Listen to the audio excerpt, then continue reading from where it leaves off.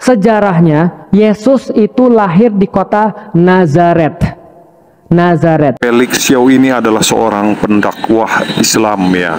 Dia itu dulunya saya lihat-lihat di Wikipedia, ternyata Felix Xiao ini adalah dulunya seorang Katolik. Nah, ini saran saya ya, ini hanya saran ya. Siapapun yang pindah agama, ya itu hak mereka masing-masing ya. Tapi siapapun yang pindah agama, entahkah itu dari Kristen ke Islam, ataupun dari Islam ke Kristen, atau dari Katolik ke Islam, atau dari Islam ke Katolik ya. Nah, itu saran saya, itu pelajari dulu agama sebelumnya itu sebaik-baik mungkin.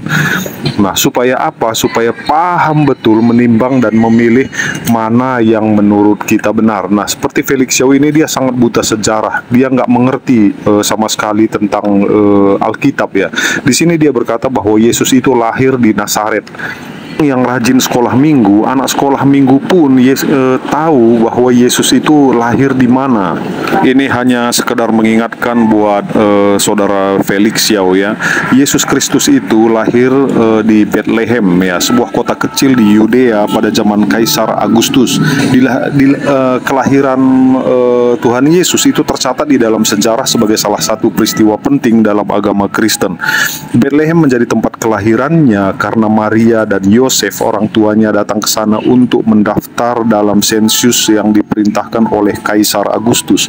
Nah, di tempat itu Yesus lahir di sebuah groto yang kini dikenal sebagai Gua Kelahiran. Kelahirannya telah menjadi dasar bagi agama Kristen dan dirayakan dalam perayaan Natal setiap tahunnya pada tanggal 25 Desember.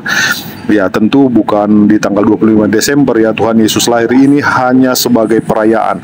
Yesus Kristus berasal dari Nazaret.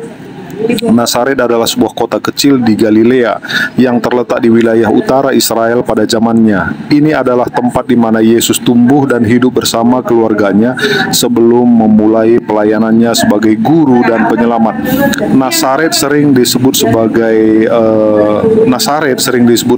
Nazaret dalam bahasa Ibrani, dan dikenal sebagai tempat di mana Yesus dikenal sebagai Yesus dari Nazaret.